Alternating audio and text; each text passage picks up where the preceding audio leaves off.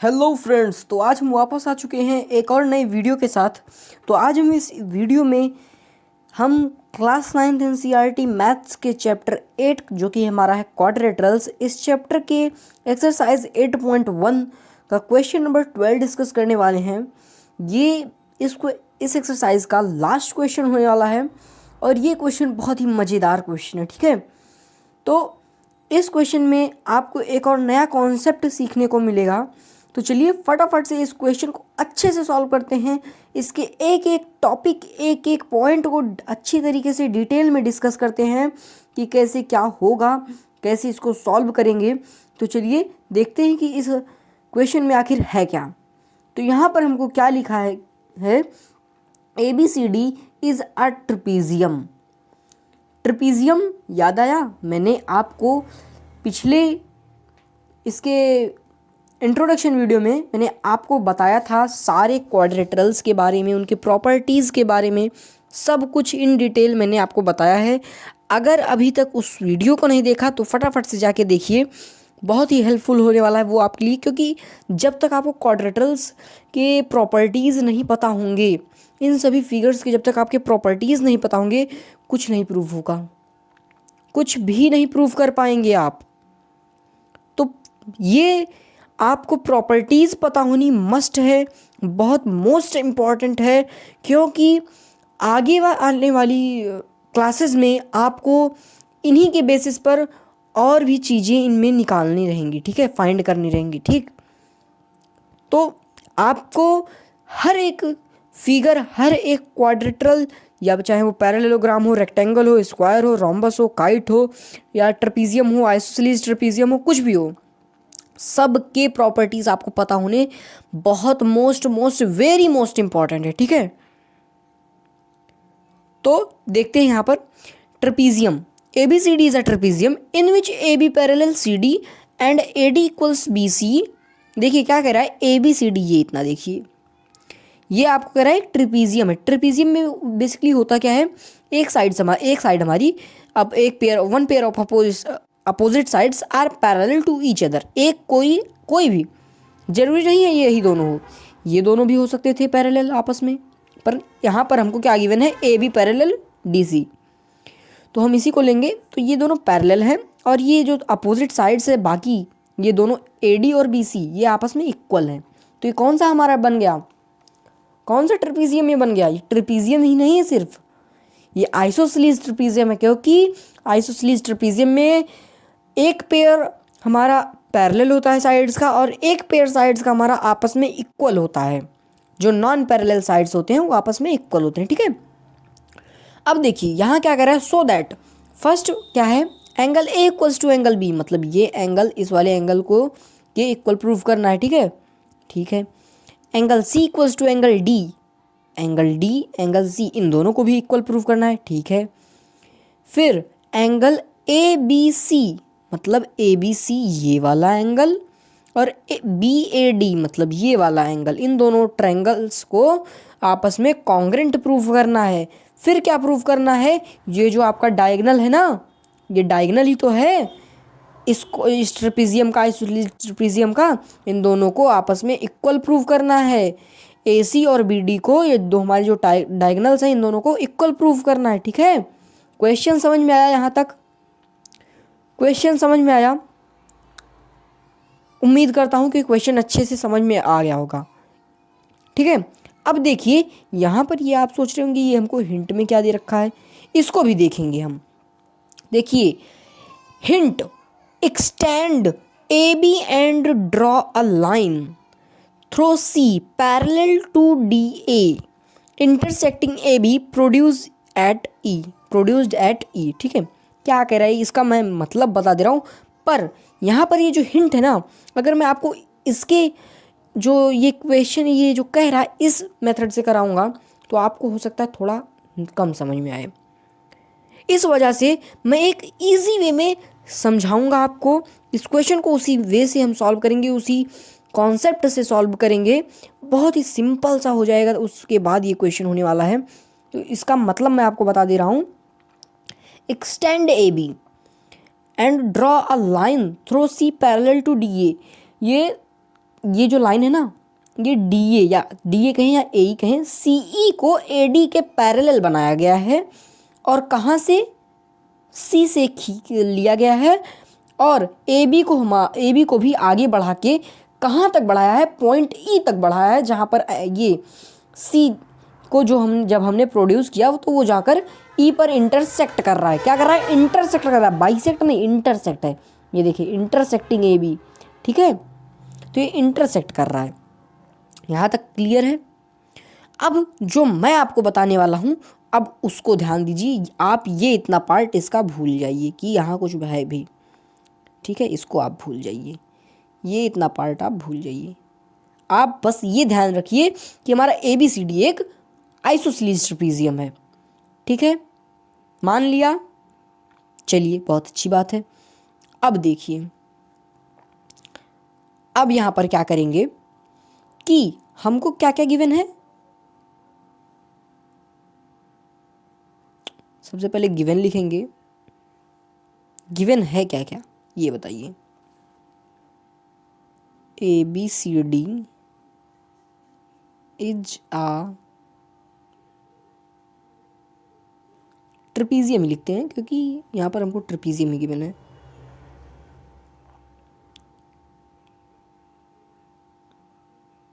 Trapezium, ठीक है, एक ट्रेपीजियम है जिसमें हमारे A B parallel C D and A D equal B C, ये गिवन है इतना, ठीक है। जो गिवन है हमने उसी को लिखा है। प्रूफ जानते ही हैं आपको क्या करना है। आप प्रूफ देखते हैं कि प्रूफ ये होगा कैसे। प्रूफ देखिए यहाँ पर फटाफट से, बहुत ही सिंपल वे बताने वाला हूँ। एक सेकंड, यहाँ पर प्रूफ से पहले आपको एक चीज़ यहाँ पर और करना पड़ेगा, उसका नाम है कंस्ट्रक्शन, क्योंकि बिना कंस्ट्रक्शन के ये क्वेश्चन नहीं हो पाएगा, ठीक है। कंस्ट्रक्शन में क्या लिखेंगे, यहाँ कंस्ट्रक्शन पहले मैं कर देता हूँ तब आपको मैं दिखाता हूँ, ठीक है। यहाँ पर हम दो परपेंडिकुलर्स ड्रॉ करेंगे कुछ इस तरीके से, यहाँ से ये रुक जाओ, ये थोड़ा टेढ़ा मेढ़ा है तो उतना आप समझ जाइए कि परपेंडिकुलर्स हैं, ठीक है। यहाँ पर 90 डिग्री के एंगल से आपस में बना रहे हैं, ठीक है, ठीक। अब देखिए, अब आपको क्या करना है, इसको फर्स्ट पार्ट को प्रूव करने के लिए आप सबसे पहले ये वाला ट्रायंगल और ये वाला ट्रायंगल कॉन्ग्रेंट प्रूव करेंगे। इसको हम ले लेते हैं M, इसको ले लेते हैं N। ये दो पॉइंट्स हमने माने हैं, ठीक है। यहाँ पर अब कंस्ट्रक्शन लिखना भी तो पड़ेगा। कैसे लिखेंगे, we have drawn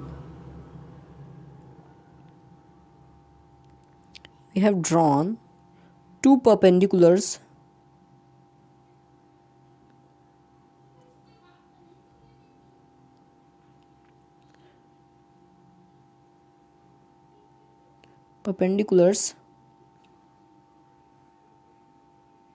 that is, क्या है वो, या फिर इसको इस तरीके से लिखते हैं, that perpendiculars from A and B intersecting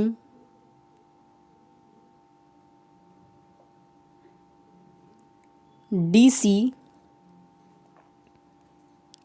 at M and N, ठीक है। ये दो आपके परपेंडिकुलर्स हैं जो कि M और N पॉइंट है किस पर, DC पर, वहाँ पर इंटरसेक्ट कर रहे हैं। ध्यान से समझिएगा इस क्वेश्चन को, बहुत ही इंपॉर्टेंट क्वेश्चन है ये, ठीक है। तो ए बी से दो परपेंडिकुलर्स खींचे गए हैं, ए से भी और बी से भी, जो कि आपस में इंटरसेक्ट, आपस में नहीं मतलब डीसी पर इंटरसेक्ट कर रहे हैं। किस पॉइंट पर, एम और एन पॉइंट पर। यहाँ आप पॉइंट कुछ भी ले सकते हैं, पी क्यू भी ले सकते हैं, आर एस भी ले सकते हैं, जो मर्जी वो लीजिए, ठीक है।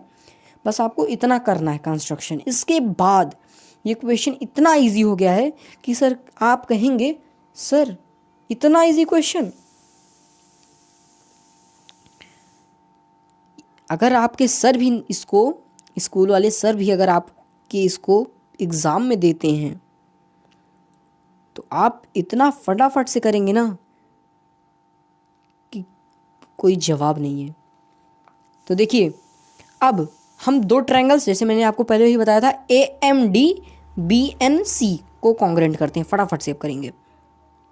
तो in triangle AMD and triangle BNC, ठीक है, AMD BNC RHS से कॉन्ग्रेंट होगा, पहले ही बता रहा हूँ क्यों होगा। एक राइट एंगल है हमारा, इसको मैं इस साइड कर देता हूँ, नहीं तो आप कहेंगे सर यहाँ तो क्या कर दिया आपने। ओ एक सेकंड रुकना, ये पूरा इरेज हो गया। चलो कोई बात नहीं, ये आपका 90 डिग्री है, ठीक है, इतना समझ जाइएगा। रुक जाओ, पूरा इरेज करना पड़ेगा, इसको पूरा इरेज कर देता हूँ, उसके बाद बनाता हूँ।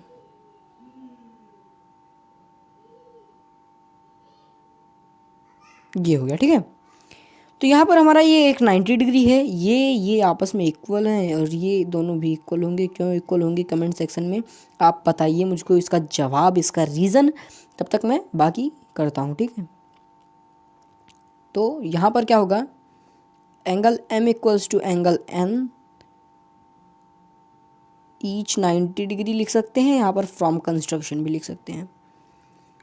फिर क्या लिखेंगे, AD equals to BC, AD equals to BC क्यों होगा, हाइपोटेन्यूस है, गिवन है। Then AM equal to AN, नहीं BN, मैंने आपसे पूछा था क्यों होगा, बताइए, ये बताइए। दो पैरेलल साइड, दो पैरेलल लाइंस हैं, इनके बीच में जो डिस्टेंस होगा वो इक्वल होगा कि नहीं होगा, होगा कि नहीं होगा, कमेंट सेक्शन में फटाफट से बताइए। होगा ना, तो बस सिंपली वो दोनों भी AB और जो है DC भी तुम्हारे पैरेलल साइड्स हैं, तो लिखो यहाँ ना, फ्रॉम कंस्ट्रक्शन डाल देते हैं।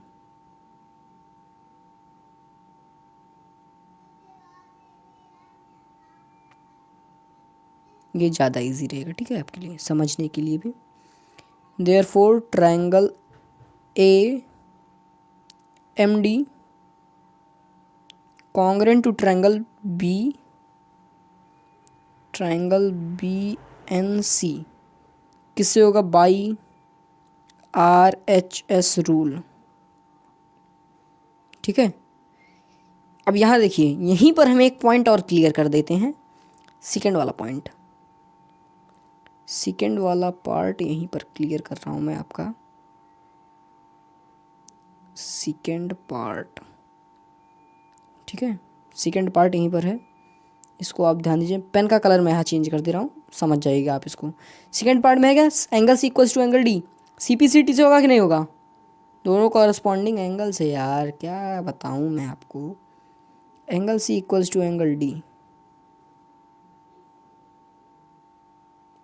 क्यों होगा, बाई CPCT। सेकेंड पार्ट हो गया यहाँ पर क्लियर, बहुत बढ़िया बहुत बढ़िया। अब फर्स्ट पार्ट अभी हमारा क्लियर नहीं हुआ है,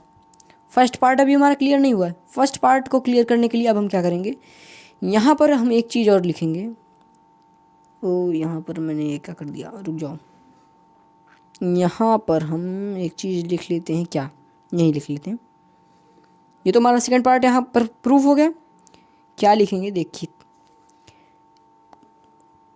DAM इक्वल्स टू NCB, नहीं NBC equals to AMD, AD equal to NBC by CPCT। 1 यहाँ डाल दीजिए आप। इसका हम यूज़ करने वाले हैं किस में, फर्स्ट वाले को प्रूव करने के लिए। अब यहाँ M A B equals to angle N B A क्यों होगा? यहाँ देखिए ये 90 डिग्री है, साइड्स आपके पैरेलल हैं, अल्टरनेट इंटीरियर एंगल से होगा पैरेलल कि नहीं? होगा कि नहीं? हो जाएगा ना, तो बस सिंपली वही लिख दो, यहाँ पर अल्टरनेट ही लिख देते हैं।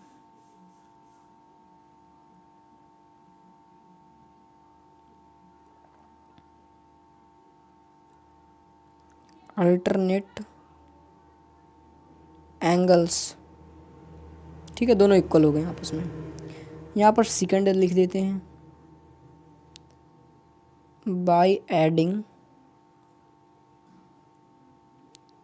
1 and 2 angle mad MAD plus angle MAB equals to angle NBC plus angle NBA। अब ये बताइए, जब आप इसको और इसको ऐड करेंगे तो आपको पूरा ये एंगल मिलेगा कि नहीं? मिलेगा ना। सिमिलरली यहाँ पर इसको और इसको ऐड करेंगे तो पूरा एंगल मिल जाएगा। Therefore angle A equals to angle B। Angle A, अरे यहाँ कहाँ लिख रहा हूँ,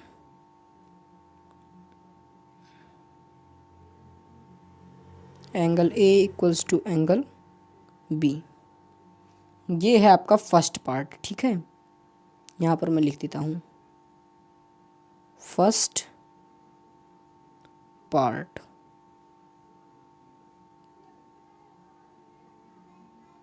ठीक है। अब थर्ड पार्ट देखते हैं। थर्ड पार्ट देखते हैं क्या है। कॉन्ग्रेंट, फिर से वाह, आज तो कॉन्ग्रेंसी रूल के एकदम बौछार हो रहे हैं। कॉन्ग्रेंट ही कॉन्ग्रेंट करना है। तो यहाँ तक आपको क्लियर है सब कुछ? मुझे तो जहाँ तक उम्मीद है कि आपको सब कुछ क्लियर होगा, ठीक है। तो चलिए आगे बढ़ते हैं। ट्रायंगल ABC, ये वाला ट्रायंगल,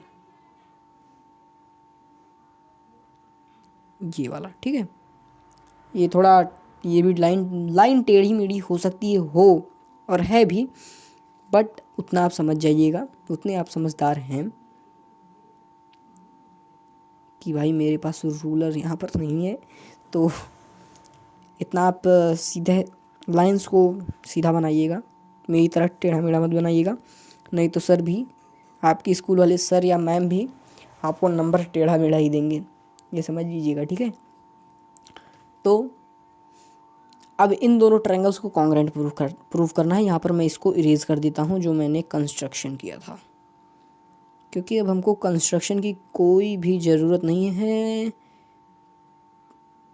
पर आप मत इरेज कीजिएगा, अगर मान लीजिए पेंसिल से आप बना रहे हैं तो आप इरेज मत कीजिएगा कंस्ट्रक्शन को। ये मैं आपको थोड़ा अच्छे से दिखाने के लिए यहाँ पर इसको इरेज कर रहा हूँ, नहीं तो कंफ्यूज हो जाएंगे आप लोग कि किसको कॉन्ग्रेंट प्रूव करना है, किसको क्या करना है, ठीक है।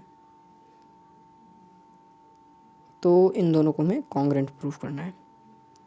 ट्रायंगल DAB, ये तो बैड और ABC को करते हैं प्रूव।